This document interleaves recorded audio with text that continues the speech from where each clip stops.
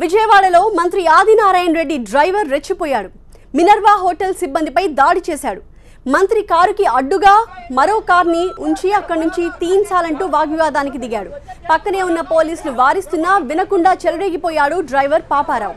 మంత్రి ఆదినారాయణ హోటల్కి వచ్చిన సమయంలో ఈ ఘటన జరిగింది.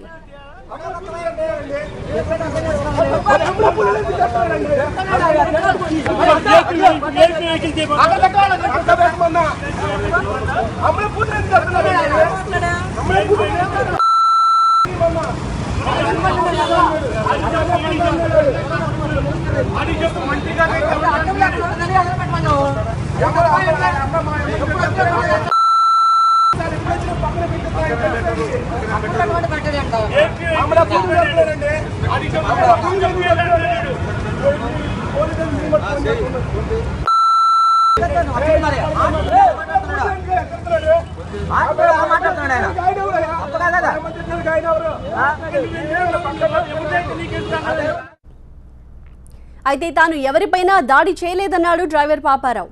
మంత్రి కారుకి అడ్డుగా ఉన్న మరో కార్ని అక్కడి నుంచి తీయాలని మాత్రమే చెప్పినట్టు తెలిపాడు.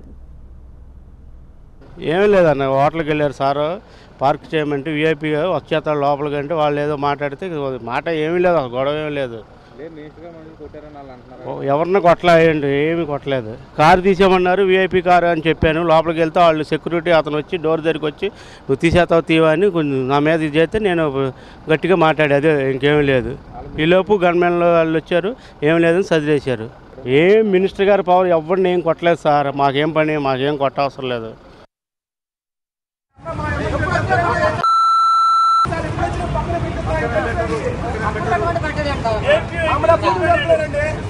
పక్కన